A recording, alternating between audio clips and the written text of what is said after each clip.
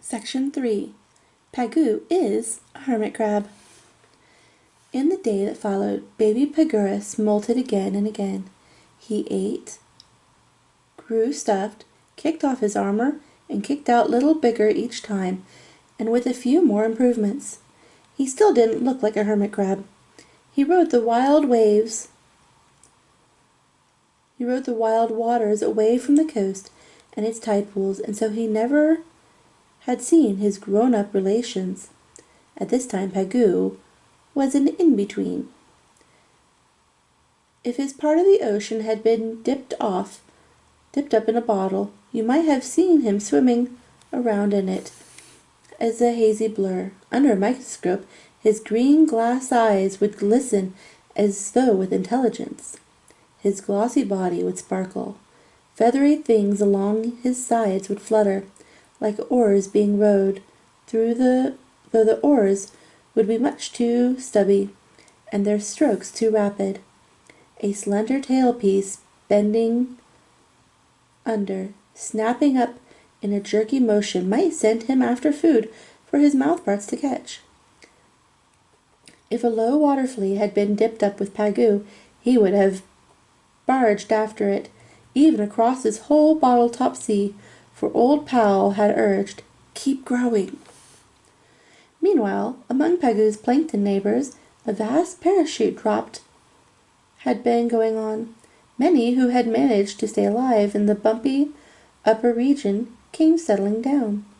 They had floated aloft as helpless youngsters. Now, one by one, they dropped below to a more settled life along the sea bottom. They must die by the billions, but billions would live and keep going on in the ancient ways of the sea. One day, after another hard molting, a new Pagoo popped out of his skin.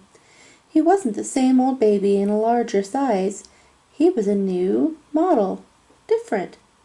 The eyes that had hugged his head now bulged right out of it on stalks, like searchlights. They could swing separately and see 2 ways at once. Very useful for living in an ocean. Feathery fronds still helped steer food to his mouth, but Pagoo now had jointed limbs. 5 to his side there were, long and short, 10 altogether. The 2 front ones moved like arms. Why, Pagoo looked like a tiny crawfish, complete with handy claws, so he would be able to box his way in the world after all. And along with these boxing claws bent a better helmet and armor for his upper body. The lower half of him was a strong abdomen ending in a tail paddle. One slap of the paddle would send Pagoo scooting like a lobster. But crawfish and lobsters are not crabs. Even Pagoo would never become a true crab. True crabs are usually blunt at the rear, whereas Pagurus was to be an enormous anumaran, meaning with an unusual tail.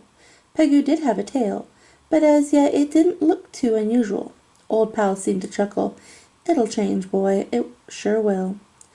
Though related to crawfish, lobsters, and crabs, he would be none of them. Yet certainly nobody of the family would object to his being called a hermit crab. Being a hermit means one who lives alone. Well, old instinct lived with Pagoo, but only as the wisest part of him. Baby Pagurus was quite a boy now, with his legs, long feelers, and claws matched and even one side like the other. After all, the bother of shucking himself every so often, this lad had come out with a well-balanced body. It seemed a safe bet that Pagoo would turn into something important, with the grand look of importance you often see on a city alderman or on a lobster. This boy did have promise, but old Pal whispered, "Watch it, son, you're not there yet." Then it happened. Pagoo molted again, and now, after all, he was an Onamoran.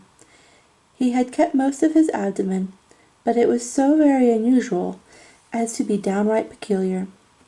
Poor Pagoo had come from that round of shredding his crust as though he had lost the fight entirely. It seemed that the whole world must have rolled over Pagoo, leaving him lopsided. His eyes still goggled on their stalks. He still had 2 good walking legs on either side of him. He had kept his claws, though the left one did seem a bit small for the likes of Pagoo. Yet without doubt poor little Pagoo had been changed.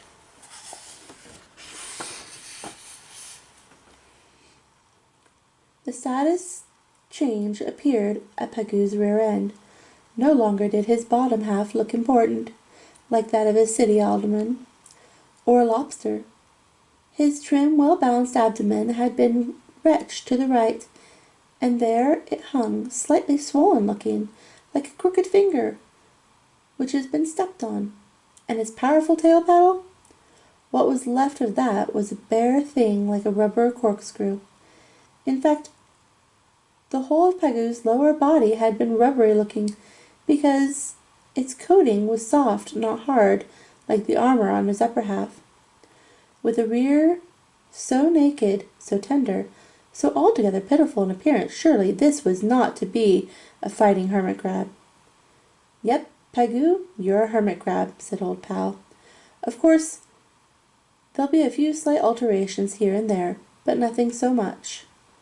Just keep on molting and growing." In general, Pagoo looked like all hermit crabs since the tribe began, like all the close cousins in the swinning, surging, wave-tossed seas of the world.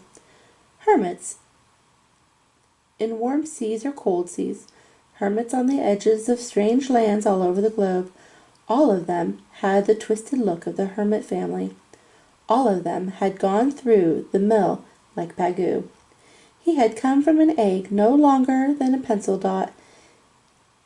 He still was smaller than the eraser at the other end of the pencil, but now he was a hermit crab boy, and not a baby. No longer would he be pushed around at the surface by restless waves. Pagoo drifted down through the nets of sunlight toward the tide pool floor. Old instinct was there to help him find that rocky shore with all its shallow, sandy places.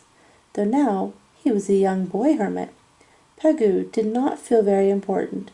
Somehow he felt unprotected, not quite secure, and an unprotected feeling, he was certain, crept over him from the fear.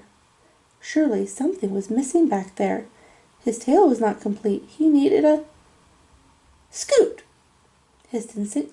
"Go find some sort of cover for that bare and tender behind."